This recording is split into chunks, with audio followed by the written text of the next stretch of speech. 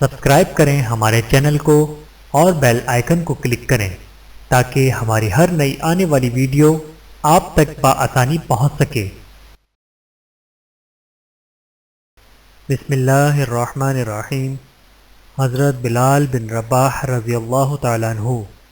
رسول اللہ صلی اللہ علیہ وآلہ وسلم کے جلیل القدر صحابی حضرت بلال بن رباح رضی اللہ تعالیٰ عنہ کی پیدائش مکہ شہر میں ہوئی تھی، جہاں ان کا تعلق حبشی غلاموں کے خاندان سے تھا۔ سرداران قریش میں سے ایک نامور شخصیت امیہ بن خلف کے یہ غلام تھے۔ اس دور میں غلاموں کی جو زندگی ہوا کرتی تھی ویسی ہی زندگی یہ بھی گزار رہے تھے، شب و روز بلا چون و چرا اپنے آقا کی خدمت اور اس کے لیے محنت و مشقت، اور بس یہی ان کی زندگی تھی۔ انہی دنوں مکہ شہر میں رسول اللہ صلی اللہ علیہ وآلہ وسلم کی بعثت کے چرچے ہونے لگے۔ تب سرداران قریش آپ صلی اللہ علیہ وآلہ وسلم کی باتوں کا مذاق اڑایا کرتے، خوب تماشا بنایا کرتے، اور ان بیہودہ حرکات میں بلال کا آقا امیہ بن خلف سب ہی سے پیش ہوا کرتا تھا۔ آپ صلی اللہ علیہ وآلہ وسلم کے بارے میں نازیبا الفاظ کا استعمال اور اخلاق سے گرے ہوئے کلمات، یہی امیہ کا روز مرہ کا معمول تھا۔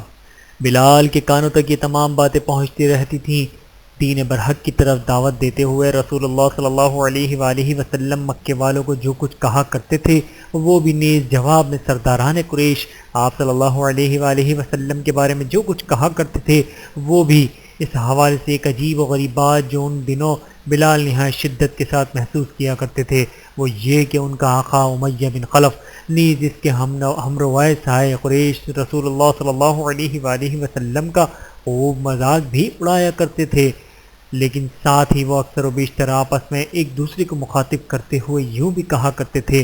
کہ بخدا ہم نے کبھی محمد صلی اللہ علیہ وآلہ وسلم کو جھوٹ بولتے ہوئے نہیں سنا، خیانت کرتے ہوئے نہیں دیکھا، غداری، بے وفائی اور وعدہ خلافی کرتے ہوئے نہیں پایا۔ تب بلال کو بڑی حیرت ہوتی کہ یہ لوگ رسول اللہ صلی اللہ علیہ وآلہ وسلم کا مذاق بھی اڑاتے ہیں، جھٹلاتے بھی ہیں، بےہودہ گوئی بھی کرتے ہیں، ایذا بھی پہنچاتے ہیں، لیکن باہم ہمیشہ آپ صلی اللہ علیہ وآلہ وسلم کی اعلیٰ اخلاق و کردار کی خوب تعریف بھی کیا کرتے ہیں۔ یہ تو بڑا ہی عجیب معاملہ تھا۔ بلال اکثر ان روئے سائے قریش کو اسی بارے میں باہم سرگوشیاں کرتے ہوئے سنتے، ان کی سماعت سے وقتاً فوقتاً ان کی باتیں ٹکراتی رہتی۔ آخر کافی دنوں تک ان کی یہ سرگوشیاں مسلسل سنتے رہنے کے بعد بلال اس نتیجے پر پہنچے کہ تمام روئے سائے قریش رسول اللہ صلی اللہ علیہ وآلہ وسلم کی حقانیت و صداقت سے خوب واقف ہیں، اور مزید یہ کہ اس چیز کے متعارف ہیں، لیکن اس کے باوجود یہ جو آپ صلی اللہ علیہ وآلہ وسلم کے مخالف اور بغض و عناصر پر کم بستہ ان کی اس حرکت کے پیچھے دو اسباب کار فرما ہیں۔ پہلا سبب یہ کہ یہ لوگ اپنے آباء و اجداد کے دین کو ترک کر کے دین اسلام قبول کر لینے کو اپنے آباء و اجداد کے ساتھ نیز ان کے دین کے ساتھ غداری و بے وفائی تصور کرتے ہیں، جو کہ انہیں کسی صورت قبول نہیں۔ دوسرا سبب یہ ہے کہ انہیں یہ خوف لاحق ہے کہ دین اسلام قبول کر لینے اور رسول اللہ صلی اللہ علیہ وآلہ وسلم کو اللہ کا نبی تسلیم کر لینے کی صورت میں انہیں دین اسلام کی تعلیمات کی پیروی کرنا ہوگی، آپ صلی اللہ علیہ وآلہ وسلم کا اتباع کرنا ہوگا، تب ان کی اپنی سرداری کا کیا بنے گا۔ اسی کیفیت میں وقت گزرتا رہا، رفتہ رفتہ بلال کے دل میں یہ خواہش پیدا ہونے لگی کہ کس طرح رسول اللہ صلی اللہ علیہ وآلہ وسلم سے ملاقات کی جائے اور ان کی گفتگو براہ راست سنی جائے۔ چنانچہ ایک روز موقع پا کر بلال رسول اللہ صلی اللہ علیہ وآلہ وسلم کی خدمت میں حاضر ہوئے۔ آپ صلی اللہ علیہ وآلہ وسلم سے ملاقات ہوئی، آپ صلی اللہ علیہ وآلہ وسلم کی مبارک گفتگو سنی، جس پر بلال انتہائی متاثر ہوئے اور دعوت حق پر لبیک کہتے ہوئے مسلمان ہو گئے۔ بلال رضی اللہ تعالیٰ عنہ کے قبول اسلام کی خبر مشہور ہوتے ہی بڑے بڑے روئے سائے قریش کے غیظ و غضب کی انتہا نہ رہی، خصوصاً بلال رضی اللہ تعالیٰ عنہ کا آقا امیہ بن خلف تو آگ بگولا ہو گیا۔ تکبر و غرور اور غصے کی وجہ سے اس کا برا حال ہو گیا، اور وہ یوں کہنے لگا کہ میرا یہ حقیر سا غلام، اس کی یہ جرت کہ اس نے میرا دین چھوڑ کر محمد صلی اللہ علیہ وآلہ وسلم کا دین اپنا لیا، یعنی اس نے اس بات کو اپنے لیے بہت بڑی بے عزتی اور ذلت اور رسوائی کا ذریعہ سمجھا کہ میرا کوئی غلام میرے ہی دین سے منہ موڑ کر کسی اور کا دین اختیار کر لے۔ اور پھر وہ اپنے دوستوں کی طرف متوجہ ہوتے ہوئے یوں کہنے لگا، کوئی بات نہیں، آج کا سورج غروب ہونے کے ساتھ ہی میرے اس نافرمان اور گستاخ غلام کا اسلام بھی غروب ہو جائے گا۔ بلال رضی اللہ تعالیٰ عنہ کے مشرک اور بدمزاج آقا نے تو بلال کے بارے میں نیز دین اسلام کے بارے میں یہ دعویٰ کیا تھا کہ آج غروب آفتاب کے ساتھ ہی اس غلام کا یہ نیا دین بھی ہمیشہ کے لیے غروب ہو جائے گا، لیکن راہ حق میں بلال کی ثابت قدمی نے ثابت کر دکھایا کہ ان کے اسلام کا سورج کبھی غروب نہیں ہوا، تا دم آخر ان کا دل ایمان کی نور سے جگمگاتا ہی رہا۔ البتہ ان کا وہ مغرور و بدبخت آقا جس دین پر تھا، یعنی کفر و شرک اور معصیت و ضلالت، اس باطل کا سورج رفتہ رفتہ مکہ شہر سے ہمیشہ کے لیے غروب ہو گیا۔ اس ابتدائی دور میں دین اسلام قبول کرنے والوں کو چند شدید ترین مشکلات سے دوچار ہونا پڑا تھا۔ وہی تمام تر مشکلات حضرت بلال بن رباح رضی اللہ تعالیٰ عنہ کے سامنے بھی آ کھڑی ہوئی۔ سرداران قریش کی طرف سے تکالیف اور اعزار رسانیوں کا ایک لامتناہی سلسلہ تھا، چنانچہ کبھی ان کی پشت ننگی کر کے دہکتے ہوئے انگاروں پر لٹا دیا جاتا، کبھی شدید گرمی میں تپتی ہوئی ریت پر لٹا کر سینے پر بھاری پتھر رکھ دیا جاتا تاکہ حرکت نہ کر سکیں، کبھی پاؤں میں رسیاں ڈال کر دن بھر مکے کی پتھریلی اور آگ اگلتی ہوئی گلیوں میں گھسیٹا جاتا۔ لیکن ظلم و ستم اور وحشیت و بربریت کے اس تمام تر سلسلے کے باوجود بلال کے پائے استقامت میں کبھی لغزش نہ آئی۔ وحشیت و بربریت کے اس لامتناہی سلسلے کے دوران شدت تکلیف کی وجہ سے اکثر ان پر غشی طاری ہو جایا کرتی تھی، اور جب وہ ہوش میں آتے تو ان کی زبان پر آہت کا ورد جاری ہو جاتا، یعنی اللہ ایک ہے، اللہ ایک ہے۔ ظلم و ستم کا یہ سلسلہ یوں ہی چلتا رہا۔ ایک روز ان جلاد صفت اور سنگ دل سرداران قریش میں سے کسی کو بلال کی حالت دیکھ کر کچھ رحم آ گیا، تب اس نے یہ پیشکش کی کہ دیکھو بلال، تم ہمارے خداؤں کے بارے میں بس ایک بار کوئی اچھی بات کہہ دو، یوں کہہ دو کہ اصل بڑا خدا تو یقیناً اللہ ہی ہے، مگر یہ بھی چھوٹے خدا ہیں، تب ہم تمہیں زد و کوب کرنے کا یہ سلسلہ بند کر دیں گے۔ نیز اس کے بعد بھی مسلسل سرداران قریش یوں کہتے رہے کہ دیکھو بلال، ہماری عزت کا سوال ہے، ہماری عزت خطرے میں ہے، لوگ کیا کہیں گے کہ اتنے بڑے بڑے نامور اور طاقتور ترین روئے سائے سرقریش یہ سب کے سب اپنے ہی ایک معمولی سے غلام کے سامنے عاجز اور بے بس ہو گئے، لہٰذا اے بلال، بس ایک بار ہمارے خداؤں کے بارے میں تم کوئی اچھی بات کہہ دو، یوں ہماری بھی عزت رہ جائے گی اور تمہاری بھی جان چھٹ جائے گی۔ حضرت بلال رضی اللہ تعالیٰ عنہ کے لیے اس مسلسل عذاب سے جان چھڑانے کا یہ سنہری موقع تھا، لیکن اس کے باوجود انہوں نے بغیر کسی ادنا تردد کے فوری طور پر اور دو ٹوک انداز میں ان کی اس پیشکش کو صاف ٹھکرا دیا، اور پھر اس کے بعد اسی کیفیت میں وہاں مکے میں وقت گزرتا رہا۔ رؤسائے قریش کی طرف سے بلال کے لیے زد و کوب اور اعزا رسانیوں کا سلسلہ عروج پر ہو یا پیار و محبت کے ساتھ پیشکش کا کوئی موقع ہو،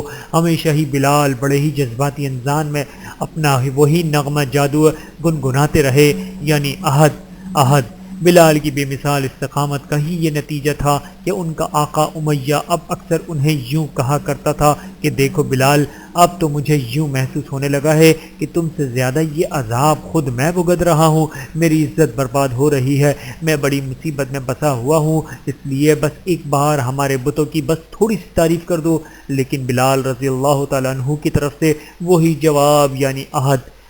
کا ورد سن کر امیہ کے شعور جدان میں اور اس کے دل دماغ میں ایک زلزلہ سا برپا ہونے لگتا۔ ایک روز اسی طرح شدید گرمی کے دنوں میں تپتی دوپہر میں جب بلال کے آقا امیہ بن خلف نے انہیں جھلسا دینے والی ریت پر لٹا رکھا تھا اور اعزا رسانی کا وہی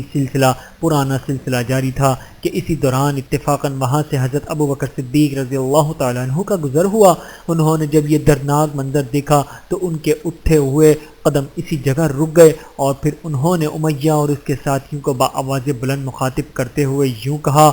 کیا تم مار ڈالو گے اس شخص کو محض اس وجہ سے کہ یہ یوں کہتا ہے کہ میرا رب اللہ ہے؟ اس کے بعد امیہ کی طرف متوجہ ہوتے ہوئے یوں کہا، اے امیہ، تم اس کی قیمت سے بھی زیادہ رقم مجھ سے وصول کر لو اور اسے آزاد کر دو۔ حضرت ابو بکر صدیق رضی اللہ تعالیٰ عنہ کی طرف سے اس پیشکش کو امیہ نے اپنے لیے بڑی خوش قسمتی سمجھا کہ اس طرح اس کی عزت بچ گئی۔ مزید یہ کہ وہ سبھی روئے سائے قریش تھے ہی تجارت پیشہ لوگ، اور اس وجہ سے ہمیشہ اسی فکر میں رہا کرتے تھے کہ کس طرح زیادہ سے زیادہ منافع کمایا جائے، اور بس یہی ان کا مشغلہ اور ان کا مطلوب و مقصود تھا۔ چنانچہ اس نے حضرت ابوبکر صدیق رضی اللہ تعالیٰ عنہ کی اس پیشکش کو فوراً ہی قبول کر لیا۔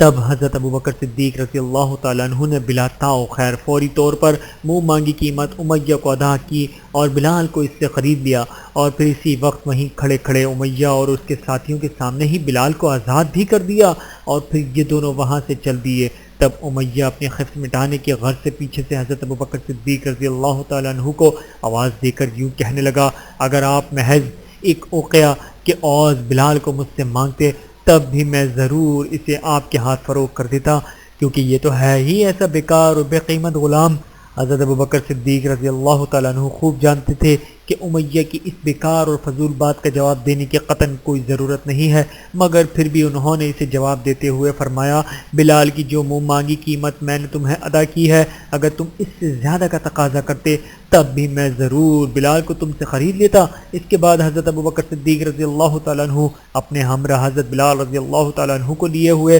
رسول اللہ صلی اللہ علیہ وآلہ وسلم کی خدمت میں پہنچے۔ آپ صلی اللہ علیہ وآلہ وسلم کو جب اس تمام صورتحال کی اطلاع ہوئی تو آپ نے ظالم امیہ کے شکنجے سے بلال کی آزادی پر انتہائی مسرت کا اظہار فرمایا، اور پھر مکی دور گزرتا رہا۔ سن 13 نبوی میں ہجرت مدینہ کا حکم نازل ہونے پر رسول اللہ صلی اللہ علیہ وآلہ وسلم و دیگر تمام مسلمان اپنا آبائی شہر اور مکہ اور اپنا سب ہی کچھ چھوڑ کر محض اپنے دین و ایمان کی حفاظت کے خاطر مکے سے مدینہ ہجرت کر گئے۔ انہی مہاجرین حضرات میں حضرت بلال رضی اللہ تعالیٰ عنہ بھی شامل تھے۔ مدینہ پہنچنے کے بعد اب اس نئے ماحول میں نئی زندگی کا جب آغاز ہوا تو رسول اللہ صلی اللہ علیہ وآلہ وسلم نے وہاں اس نئے معاشرے کے استحکام اور نوزائیدہ اسلامی مملکت کو مضبوط بنیادوں پر استوار کرنے کی غرض سے فوری طور پر چند بنیادی قسم کے اقدامات کیے، جن کے اثرات و ثمرات بہت ہی مفید ترین اور دور رس ثابت ہوئے۔ انہی فوری اور بنیادی قسم کے اقدامات میں سے ایک اقدام یہ تھا کہ مسجد نبوی کی تعمیر کا مقدس ترین کام انجام دیا گیا، جس میں عام مسلمانوں کی شانہ بشانہ خود آپ صلی اللہ علیہ وآلہ وسلم بھی بنفس نفیس محنت و مشقت فرماتے رہے اور لکڑی، پتھر، مٹی وغیرہ سامان تعمیر اپنے کندھوں پر ڈھوتے رہے۔ جب مسجد کی تعمیر مکمل ہو چکی تو اب اس میں نماز باجماعت کی ادائیگی کا مرحلہ آیا، تاکہ اللہ کے حکم کی تعمیل کے ساتھ ساتھ اسلامی معاشرے میں باہمی اخوت و محبت، مساوات، تعارف، ایک دوسرے کے لیے جذبہ خیر سگالی، خیر خواہی، ہمدردی اور ایک دوسرے کی خبرگیری کے مبارک جذبات مزید مستحکم ہوں، آپس میں قربتیں اور محبتیں پروان چڑھیں اور نفرتوں اور دوریوں کا خاتمہ ہو۔ اب اس موقع پر سوال یہ تھا کہ ہر نماز باجماعت کے وقت سب کو مطلع کیسے کیا جائے کہ نماز کا وقت ہو چکا ہے، لہذا سب لوگ مسجد پہنچ جائیں۔ ظاہر ہے کہ اس زمانے میں گھڑی تو نہیں تھی، نہ ہی کوئی اور ایسا وسیلہ یا ذریعہ تھا۔ آخر جب اس مقصد کے لیے اذان کی مشروعیت ہوئی تو اب یہ سوال درپیش آیا کہ ہر روز پابندی کے ساتھ 5 بار مسجد نبوی میں اذان دینے کا یہ فریضہ کون انجام دے گا؟ اور تب رسول اللہ صلی اللہ علیہ وآلہ وسلم کی نظر انتخاب حضرت بلال بن رباح رضی اللہ تعالیٰ عنہ پر پڑی، جو ابتداء اسلام سے ہی احد کا وہ نغمہ جاودہ گنگناتے چلے آ رہے تھے، اور اسی کو انہوں نے شب و روز اپنا ورد بنا رکھا تھا۔ لہذا اب رسول اللہ صلی اللہ علیہ وآلہ وسلم نے اذان کے لیے بھی انہی کو منتخب فرمایا، تاکہ شب و روز اور صبح و شام اللہ رب العزت کی تکبیر و تحلیل کا مقدس ترین فریضہ بھی یہی انجام دیں۔ اور یوں سال ہا سال تک حضرت بلال رضی اللہ تعالیٰ عنہ کی انتہائی مؤثر دل نشین آواز میں یہ اذان مدینہ کی فضاؤں میں گونجتی رہی اور اہل ایمان کے دلوں کو گرماتی رہی، اور یوں خود رسول اللہ صلی اللہ علیہ وآلہ وسلم کی طرف سے مبارک انتخاب کے نتیجے میں حضرت بلال رضی اللہ تعالیٰ عنہ تاریخ اسلام میں اولین مؤذن مقرر ہوئے، جو کہ یقیناً بہت بڑا شرف اور اعزاز تھا۔ ہجرت مدینہ کے موقع پر مسلمان جب مکے سے مدینہ کی جانب ہجرت کر گئے تھے تب ابتدا میں تو مشرکین مکہ خوشی مناتے رہے کہ اچھا ہوا یہ مسلمان ہمارے شہر مکہ سے دور چلے گئے، لیکن اس کے بعد جب انہیں اس قسم کی اطلاعات ملنے لگیں کہ مسلمان تو اب وہاں مدینہ میں چین و سکون کی زندگی بسر کر رہے ہیں تو وہ اس چیز کو برداشت نہ کر سکے۔ مزید یہ کہ وہ سب تجارت پیشہ لوگ تھے اور مکے سے ملک شام کے درمیان وہ تجارتی شاہراہ جو ان کی معیشت کے لیے شہرک کی حیثیت رکھتی تھی راستے میں مدینہ سے گزرتی تھی، لہٰذا اب انہیں یہ اندیشہ ستانے لگا کہ اگر مسلمان نے ان شاہراہ پر قبضہ کر لیا تب ان کی تجارت کا کیا بنے گا۔ یہی وہ اسباب تھے جن کی بنا پر اب مشرکین مکہ کی راتوں کی نیند اڑنے لگیں، اور پھر انہوں نے فوری طور پر مسلمانوں کو نیست و نابود کر دینے کی ٹھانی، جس کے نتیجے میں متعدد غزوات کی نوبت آئی۔ چنانچہ ہجرت مدینہ کے فوری بعد محض اگلے ہی سال حق و باطل کے درمیان اولین معرکہ یعنی غزوہ بدر کے موقع پر کیفیت یہ ہوئی کہ مشرکین مکہ جب مسلمانوں کو ہمیشہ کے لیے کچل ڈالنے کے غرض سے نہایت زور و شور اور جوش و خروش کے ساتھ تیاریوں میں مشغول تھے، تب ان سرداران قریش میں سے امیہ بن خلف حضرت بلال رضی اللہ تعالیٰ عنہ کا آقا کافی بددلی اور تذبذب کا شکار تھا، کیونکہ اس جنگ کے تصور سے ہی اس کے شعور و جدان پر عجیب و وحشیت سی طاری ہونے لگی تھی اور انجان خوف کی ایک لہر اس کے رگ و روپ میں دوڑ جاتی۔ حالانکہ اس سے قبل مختلف قبائلی جنگوں میں وہ ہمیشہ پیش رہا تھا اور نامی گرامی شہ سوار تھا، لیکن اب غزوہ بدر کے موقع پر مکے سے روانگی سے قبل اپنے اسی انجان خوف کی وجہ سے اس نے اس جنگ میں شرکت نہ کرنے کا حتمی فیصلہ کر لیا۔ بڑے بڑے رؤسائے قریش کو جب امیہ کے اس فیصلے کا علم ہوا تو وہ حیرت زدہ رہ گئے، خاص طور پر ان رؤسائے قریش میں سے ایک نامی گرامی سردار جس کا نام عقبہ بن ابی معیط تھا۔ یہ امیہ کا بہت ہی جگری اور قریبی دوست تھا۔ یہی امیہ کو حضرت بلال بن رباح رضی اللہ تعالیٰ عنہ پر ظلم و ستم ڈھانے اور وحشیانہ طریقے سے انہیں زد و کوب کرتے رہنے پر اکسایا اور بھڑکایا کرتا تھا۔ اس سردار کو جب یہ علم ہوا کہ امیہ نے مسلمانوں کے خلاف اس اولین جنگ میں شرکت نہ کرنے کا فیصلہ کیے لیا، تب اس سے رہا نہ گیا اور امیہ کے ساتھ اس سلسلے میں گفت و شنید کے غرض سے یہ چل پڑا۔ امیہ اس وقت بڑے بڑے سرداران قریش کے جھرمٹ میں بیٹھا ہوا تھا، محفل عروج پر تھی۔ تب اس کے دوست عقبہ نے وہاں پہنچتے ہی ان تمام معزز سرداران قریش کی موجودگی میں اسے بزدلی اور غداری کا طعنہ دیا۔ تب امیہ حیران و پریشان اسے دیکھتا ہی رہ گیا، لیکن ابھی وہ اس کیفیت سے نکلنے بھی نہ پایا تھا کہ ان تمام سرداران قریش کی نگاہوں کے سامنے عقبہ نے ایک اور بہت بڑی عجیب و غریب حرکت کر ڈالی۔ وہ یہ کہ وہ اپنے ہمراہ عورتوں کے بناؤ سنگھار کا کچھ سامان لایا تھا۔ اس نے وہ سامان امیہ کی طرف اچھالتے ہوئے کہا، اے امیہ، آج ہمیں پتہ چل گیا ہے کہ تم مرد نہیں بلکہ عورت ہو، لہٰذا یہ سامان پکڑو اور ہماری روانگی کے بعد اپنے گھر میں عورتوں کے ساتھ بیٹھ کر خوب بناؤ سنگھار کرتے رہو۔ بری محفل میں اپنے ہی دوست کے ہاتھوں اتنی بڑی عزتی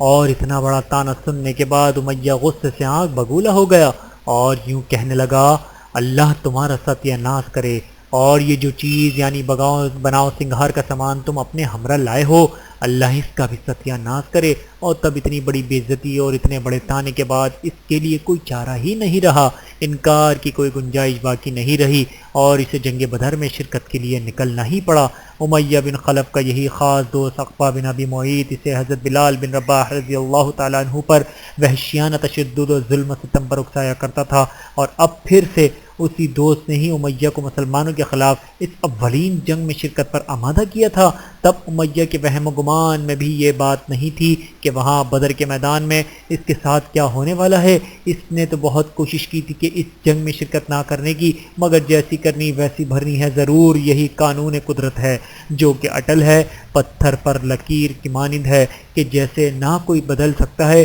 نہ ہی مٹا سکتا ہے۔ یہی عقبہ امیہ کو بلال رضی اللہ تعالیٰ عنہ کے خلاف خوب ورغلایا کرتا تھا، اور اب یہی عقبہ امیہ کو لے چلا بدر کی جانب جہاں موت اس کی منتظر تھی، اور وہ بھی کس کے ہاتھوں؟ آخر جب مسلمان اور مشرکین مکہ بدر کے میدان میں ایک دوسرے کے بالمقابل صف آرا ہوئے، چند انفرادی جھڑپوں کے بعد باقاعدہ جنگ کا آغاز ہوا، عام یلغار ہوئی، معرکہ اپنے عروج کو پہنچا تو اس کے ساتھ ہی بلال کا وہی نغمہ جاودہ احد بھی اپنے عروج کو جا پہنچا۔ آج اس رگمگا میں مسلسل یہی ورد کرتے ہوئے بلال بڑی ہی بے مثال بہادری شجاعت کے ساتھ اللہ کے دشمنوں کے خلاف برسر پیکار تھے۔ اسی دوران اچانک بلال کا امیہ کے آمنا سامنا ہو گیا۔ وہ امیہ جو صدا سے ہی بڑا بہادر تھا، نامی گرامی شہ سوار تھا، لیکن آج اسے نہ جانے کیا ہوا کہ بلال رضی اللہ تعالیٰ عنہ پر نگاہ پڑتے ہی اس کے سراپا لرزہ طاری ہو گیا۔ خوف کی ایک لہر اس کے تمام وجود میں دوڑ گئی اور تب اس نے وہاں سے بھاگنے اور بچ نکلنے کی کوشش کی،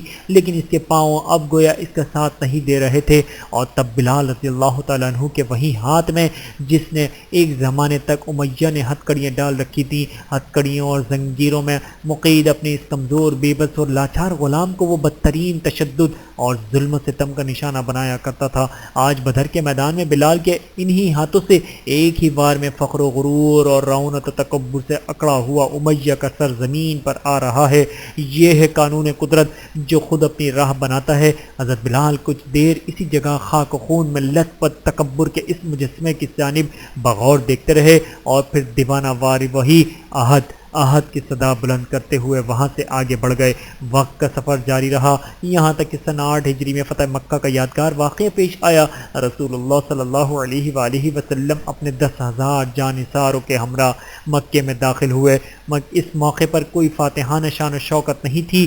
کوئی کبر و غرور نہیں تھا، وہاں تو محض اپنے رب کی کبریائی اور حمد و ثنا تھی۔ اسی کیفیت میں مسلسل پیش قدمی کرتے ہوئے رسول اللہ صلی اللہ علیہ وآلہ وسلم سیدھے کعبۃ اللہ کے قریب پہنچے اور پھر حضرت بلال رضی اللہ تعالیٰ عنہ کے اپنے ہمراہ لیے کعبۃ اللہ کے اندر داخل ہوئے۔ شرک اور گمراہی کی جو آثار وہاں نظر آئے ان کا صفایا کیا اور پھر کچھ دیر بعد آپ صلی اللہ علیہ وآلہ وسلم نے بلال رضی اللہ تعالیٰ عنہ کو حکم دیا کہ کعبۃ اللہ کی چھت پر جا کر اذان دیں۔ رسول اللہ صلی اللہ علیہ وآلہ وسلم کے اس حکم کی تعمیل کرتے ہوئے جب حضرت بلال نے کعبۃ اللہ کی چھت پر چڑھ کر اذان دینا شروع کی، اللہ اکبر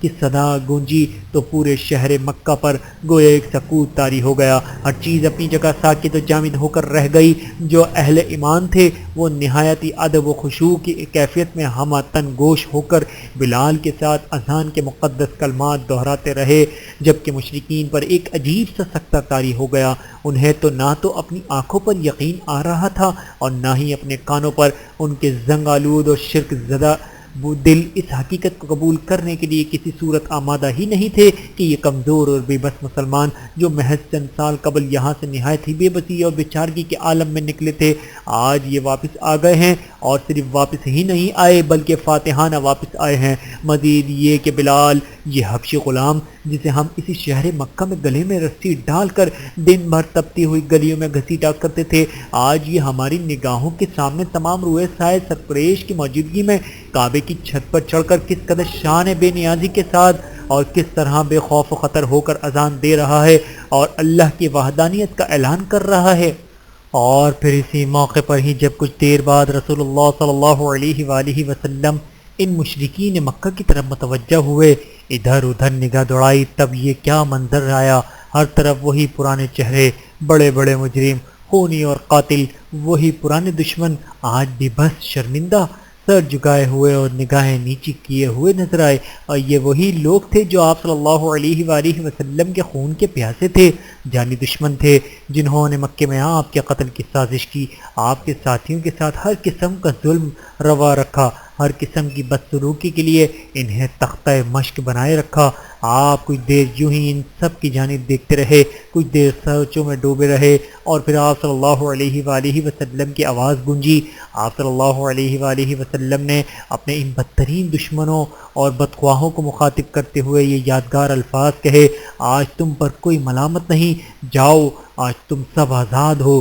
آپ صلی اللہ علیہ وآلہ وسلم کی زبانی یہ الفاظ سن کر اب وہ مزید حیران و پریشان اور انگشت بدان رہ گئے اور سوچنے لگے کہ ہم سالہ سال تک کس طرح انہیں ستاتے رہے، کیا کیا ظلم و ستم کے پہاڑ ہم ان پر توڑتے رہے، اور آج جب ہم مجبور و بے بس ہاتھ باندھے ہوئے اور گردنیں جھکائے ہوئے ان کے سامنے کھڑے ہیں تو انہوں نے ہم سے کوئی انتقام لینے کی بجائے یہ کیسی عجیب بات کہہ دی کہ جاؤ تم سب آزاد ہو۔ ہم تو سمجھ رہے تھے کہ آج یہ ہماری گردنیں اڑا دینے کا حکم سنائیں گے، لیکن انہوں نے تو ایسا کوئی حکم صادر کرنے کے بجائے ایسی بات کہہ ڈالی کہ جس سے پتھروں میں بھی دھڑکن پیدا ہو جائے۔ اور پھر فتح مکہ، غزوہ حنین، نیز غزوہ طائف کے بعد رسول اللہ صلی اللہ علیہ وآلہ وسلم کی مکے سے مدینے کی جانب واپسی ہوئی، تب آپ صلی اللہ علیہ وآلہ وسلم کے ہمراہ حضرت بلال رضی اللہ تعالیٰ عنہ بھی واپس آئے۔ یہ وقت کا سفر جاری رہا۔ مدینہ میں بدستور دن میں 5 بار حضرت بلال رضی اللہ تعالیٰ عنہ کی اذان گونجتی رہی،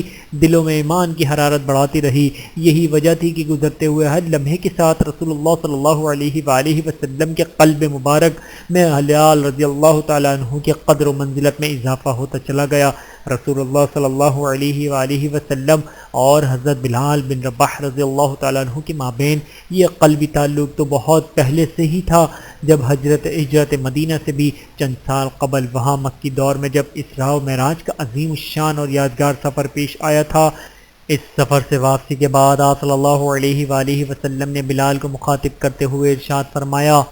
اے بلال، قبول اسلام کے بعد آپ نے جو بہترین عمل انجام دیا ہے، مجھے اس کے بارے میں کچھ بتائیے، کیونکہ آج رات میں نے آپ کی جوتیوں کی آواز جنت میں سنی ہے۔ اس پر حضرت بلال رضی اللہ تعالیٰ عنہ نے جواب دیا، قبول اسلام کے بعد میرا وہ عمل جو میری نظر میں سب سے زیادہ مفید اور بہترین ہے وہ یہ کہ رات یا دن کے کسی بھی حصے میں جب بھی میں خوب اچھی طرح وضو کرتا ہوں تو اس وضو کے بعد اللہ مجھے جس قدر بھی توفیق عطا فرما دے میں کچھ نماز ضرور پڑھتا ہوں۔ یعنی رسول اللہ صلی اللہ علیہ وآلہ وسلم کی طرف سے استفسار کے جواب میں حضرت بلال رضی اللہ تعالیٰ عنہ نے اپنا یہ معمول بیان فرمایا کہ رات ہو یا دن جب بھی میں وضو کرتا ہوں تو حسب توفیق کچھ نہ کچھ نوافل ضرور پڑھ لیتا ہوں۔ یہی وہ عمل ہے جس کی وجہ سے حضرت بلال رضی اللہ تعالیٰ عنہ کو اللہ سبحانہ و تعالیٰ کی بارگاہ میں اس قدر بلند اور عظیم مقام و مرتبہ نصیب ہوا کہ رسول اللہ صلی اللہ علیہ وآلہ وسلم نے معراج کے موقع پر جنت میں حضرت بلال رضی اللہ تعالیٰ عنہ کے قدموں کی آہٹ محسوس فرمائی۔ یقیناً اس سے نوافل کی فضیلت و اہمیت کے ساتھ ساتھ حضرت بلال بن رباح رضی اللہ تعالیٰ عنہ کی فضیلت و منقبت اور رسول اللہ صلی اللہ علیہ وآلہ وسلم کے ساتھ ان کا قرب اور قلبی تعلق بھی واضح و ثابت ہوتا ہے کہ وہاں جنت میں آپ صلی اللہ علیہ وآلہ وسلم نے بھی ان کے قدموں کی آہٹ سنی۔ یوں رسول اللہ صلی اللہ علیہ وآلہ وسلم کے ساتھ حضرت بلال رضی اللہ تعالیٰ عنہ کا تعلق خاطر عرصہ دراز اور ابتدائی اسلام سے ہی چلا آ رہا تھا، اور جو کہ ہر گزرتے ہوئے دن کے ساتھ مضبوط سے مضبوط تر ہوتا چلا جا رہا تھا۔ اسی کیفیت میں رسول اللہ صلی اللہ علیہ وآلہ وسلم کا مبارک زمانہ گزر گیا۔ آپ صلی اللہ علیہ وآلہ وسلم حضرت بلال رضی اللہ تعالیٰ عنہ سے تادم آخری انتہائی خوش اور مسرور و مطمئن رہے۔ حضرت بلال بن رباح رضی اللہ تعالیٰ عنہ عہد نبوی کے بعد رسول اللہ صلی اللہ علیہ وآلہ وسلم کی اس جہان فانی سے رحلت کا واقعہ یقیناً بہت ہی اندھناک سانحہ تھا، جس کی وجہ سے تمام مدینہ شہر میں ہر جانب رنج و علم کی فضا چھائی ہوئی تھی، ہر کوئی غم کے سمندر میں ڈوبا رہا۔ یہی کیفیت حضرت بلال رضی اللہ تعالیٰ عنہ کی بھی تھی۔ اسی کا یہ اثر تھا کہ رسول اللہ صلی اللہ علیہ وآلہ وسلم کے بعد اب انہوں نے مسجد نبوی میں اذان دینے کا وہ سلسلہ ترک کر دیا، کیونکہ وہ دوران اذان جب وہ اشہد ان محمد رسول اللہ پر پہنچتے تو وہ بہت اداس ہو جاتے، آواز گلوگیر ہو جاتی، اور تب ان کے لیے اذان مکمل کرنا بہت دشوار ہو جاتا۔ رسول اللہ صلی اللہ علیہ وآلہ وسلم کے بعد اب مدینے میں بلال رضی اللہ تعالیٰ عنہ کا دل بھی نہیں لگتا تھا۔ یہی وجہ تھی کہ آخر انہوں نے یہ فیصلہ کیا کہ ملک شام میں جو اسلامی فوج رومیوں کے خلاف برسر پیکار ہے میں بھی وہاں چلا جاؤں، اور اب اپنی باقی زندگی ان سپاہیوں کے شانہ بشانہ بس اللہ کے دین کی سربلندی کی خاطر وقف کر دوں۔ چنانچہ اس بارے میں حضرت بلال رضی اللہ تعالیٰ عنہ نے رسول اللہ صلی اللہ علیہ وآلہ وسلم کے اولین جانشین اور خلیفہ وقت حضرت ابوبکر صدیق رضی اللہ تعالیٰ عنہ سے اجازت چاہی، جس پر حضرت ابوبکر صدیق رضی اللہ تعالیٰ عنہ نے اصرار کیا کہ بلال آپ ہمیں چھوڑ کر مت جائیے، لیکن بلال جانے پر مصر تھے۔ دونوں طرف سے اصرار کا یہ سلسلہ چلتا رہا۔ آخر بلال رضی اللہ تعالیٰ عنہ نے حضرت ابوبکر صدیق رضی اللہ تعالیٰ عنہ کو مخاطب کرتے ہوئے یوں کہا، اگر آپ اس وجہ سے مجھے جانے کی اجازت نہیں دے رہے ہیں کہ آپ نے مجھے مکے میں امیہ سے خرید کر آزاد کیا تھا، اور اپنے اسی احسان کی وجہ سے آپ یہ چاہتے ہیں کہ میں آپ کی بات مانوں، تب ٹھیک ہے، میں حاضر ہوں، اور اگر آپ نے مجھے محض اللہ کی رضا کی خاطر آزاد کیا تھا تو میری آپ سے گزارش ہے کہ آپ مجھے مت روکیے، مجھے جانے کی اجازت دیجیے۔ حضرت ابوبکر صدیق رضی اللہ تعالیٰ عنہ نے جب بلال کی زبانی یہ بات سنی تو انہیں مدینے سے ملک شام چلے جانے کی اجازت دے دی۔ چنانچہ حضرت بلال رضی اللہ تعالیٰ عنہ مدینہ منورہ سے ملک شام منتقل ہو گئے، اور وہاں اسلامی لشکر میں شامل ہو کر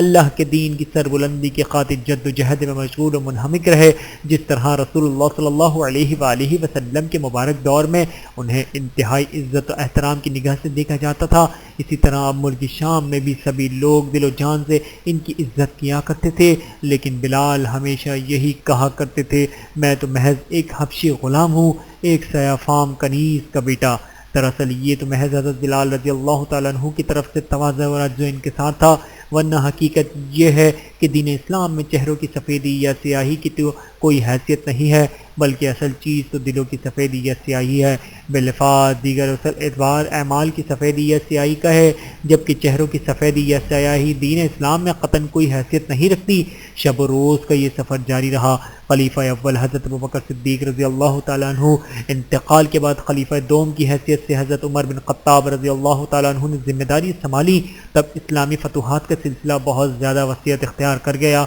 گویا مشرق و مغرب میں فتوحات کا ایسا طاقتور سیلاب تھا جس کے آگے بند باندھنا کسی کے بس کی بات نہیں تھی۔ انہی دنوں سن 17 ہجری میں سپہ سالار اعلیٰ حضرت ابو عبیدہ بن الجراح رضی اللہ تعالیٰ عنہ کی زیر قیادت فتح بیت المقدس کا انتہائی یادگار اور تاریخی واقعہ پیش آیا۔ اس موقع پر مسلمانوں اور رومیوں کے مابین ایک معاہدے کے مطابق اب بیت المقدس شہر کی چابی مسلمانوں کے حوالے کی جانی تھی۔ اس موقع پر رومیوں کے بادشاہ نے یہ شرط رکھی کہ اس مقصد کے لیے مسلمانوں کے خلیفہ حضرت عمر رضی اللہ تعالیٰ عنہ کو خود بیت المقدس آئیں، ہم چابی فقط انہی کے حوالے کریں گے، کسی اور کو ہم یہ چابی نہیں دے سکتے۔ حضرت ابو عبیدہ بن الجراح رضی اللہ تعالیٰ عنہ نے بذریعہ مکتوب حضرت عمر بن خطاب رضی اللہ تعالیٰ عنہ کو اس صورتحال سے مطلع کیا۔ تب ان کا یہ خط موصول ہونے پر مدینہ میں حضرت عمر رضی اللہ تعالیٰ عنہ نے اکابر صحابہ کرام سے اس بارے میں مشاورت کی۔ اس موقع پر بعض حضرات نے مشورہ دیتے ہوئے کہا، آپ کو وہاں نہیں جانا چاہیے، کیونکہ رومیوں نے ہم مسلمانوں کو محض تنگ کرنے کی خاطر نفسیاتی حربے کے طور پر یہ شرط رکھی ہے،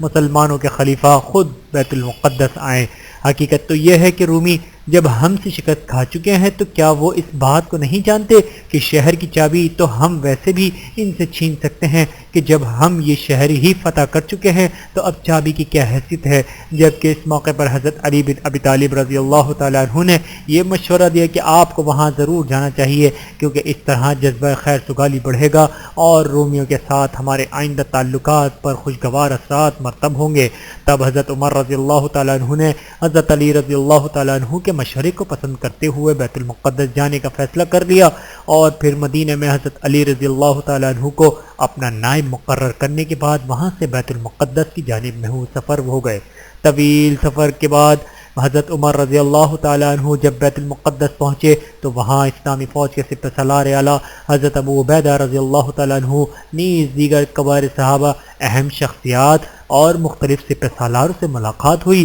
مثلا معاذ بن جبل، خالد بن ولید، یزید بن ابی سفیان، شرجیل بن حسنہ وغیرہ رضی اللہ عنہم اجمعین۔ اس موقع پر حضرت عمر رضی اللہ تعالیٰ عنہ کی نگاہیں دائیں بائیں کسی کو تلاش کرتی رہیں۔ کسی نے استفسار کیا کہ اے امیر المؤمنین، کیا آپ کو کسی کی تلاش ہے؟ حضرت عمر رضی اللہ تعالیٰ عنہ نے جواب دیا، ہاں، بلال کہاں ہیں؟ اور پھر حضرت بلال رضی اللہ تعالیٰ عنہ بھی وہاں پہنچے، ملاقات ہوئی۔ اس کے بعد جب نماز کا وقت ہوا تو سب نے اصرار کیا کہ آج بلال اذان دیں، لیکن حضرت بلال رضی اللہ تعالیٰ عنہ نے معذرت کر دی۔ آخر خلیفہ وقت حضرت عمر رضی اللہ تعالیٰ عنہ نے انہیں مخاطب کرتے ہوئے فرمایا، اے بلال، فتح مکہ کے یادگار اور عظیم الشان موقع پر رسول اللہ صلی اللہ علیہ وآلہ وسلم نے 10,000 افراد پر مشتمل لشکر میں سے صرف آپ کو اذان کے لیے منتخب فرمایا تھا۔ وہ یادگار ترین موقع تھا، اور آج یہ فتح بیت المقدس کا واقعہ بھی یادگار ترین موقع ہے، لہذا ہم سب کی یہی خواہش ہے کہ آج بھی آپ ہی اذان دیں۔ تب حضرت بلال رضی اللہ تعالیٰ عنہ آمادہ ہو گئے اور اذان دی۔ حضرت عمر رضی اللہ تعالیٰ عنہ، دیگر اکابر صحابہ کرام رضوان اللہ علیہم اجمعین جو اس موقع پر وہاں موجود تھے، آج سال کے بعد جب انہوں نے حضرت بلال رضی اللہ تعالیٰ عنہ کی پرسوز اور دلنشین آواز میں اذان سنی تو انہیں رسول اللہ صلی اللہ علیہ وآلہ وسلم کا مبارک زمانہ یاد آ گیا، اور تب وہ سبھی آپ دیدہ ہو گئے۔ شب روز اور صبح و شام کا یہ سفر جاری رہا۔ حضرت بلال رضی اللہ تعالیٰ عنہ بدستور ملک شام میں ہی مقیم رہے، اللہ کے دین کی سربلندی کے جذبے سے سرشار مسلسل اسلامی فوج میں خدمات انجام دیتے رہے۔ آخر سن 20 ہجری میں وہیں دمشق میں مختصر علالت کے بعد اس دنیا فانی سے کوچ کر گئے اور اپنے اللہ سے جا ملے۔ یوں وہ آواز ہمیشہ کے لیے خاموش ہو گئی کہ جب ابتدائی اسلام میں عہد آہد کا نعرہ اسی آواز میں بلند ہوا کرتا تھا تو مکہ شہر میں بڑے بڑے ظالم و جابر اور مغرور و متکبر سرداران قریش کے دلوں پر لرزہ طاری ہو جایا کرتا تھا۔ اور جب رسول اللہ صلی اللہ علیہ وآلہ وسلم کے مبارک دور میں مدینہ میں یہی آواز اذان کی صورت میں بلند ہوتی اور مدینہ کی مبارک فضاؤں میں گونجتی تو اہل ایمان کے دلوں کو گرما دیا کرتی تھی۔ فتح مکہ کے یادگار موقع پر بھی یہی آواز اذان بن کر فضا میں بلند ہوئی تھی، اور پھر فتح بیت المقدس کے یادگار موقع پر بھی یہی آواز اذان بن کر فضا میں گونجی تھی۔ یہ مبارک آواز اب ہمیں کے شک کے لیے خاموش ہو گئی تھی۔ اللہ تعالیٰ اپنے حبیب صلی اللہ علیہ وآلہ وسلم کے اس جلیل القدر صحابی حضرت بلال بن جراح رضی اللہ تعالیٰ عنہ کے درجات جنت الفردوس میں بلند فرمائے، نیز ہمیں وہاں اپنے حبیب صلی اللہ علیہ وآلہ وسلم نیز تمام صحابہ کرام رضوان اللہ علیہم اجمعین کی صحبت و معیت سے نوازے، آمین ثم آمین۔ ربنا تقبل منا انک انت السمیع العلیم وتب علینا انک انت التواب الرحیم وآخر دعوانا ان الحمد للہ رب العالمین۔ ویڈیو دیکھنے کا بہت شکریہ۔ مزید ویڈیوز دیکھنے کے لیے ہمارے چینل کو سبسکرائب کریں۔ اگر ویڈیو پسند آئے تو لائک کریں۔ اچھی بات کو دوسروں تک پہنچانا صدقہ جاریہ ہے۔ جزاکم اللہ خیرا کثیرا۔ اپنا اور اپنے پیاروں کا بہت زیادہ خیال رکھیے گا اور مجھے دعاؤں میں یاد رکھیے گا۔ Take care. اللہ حافظ۔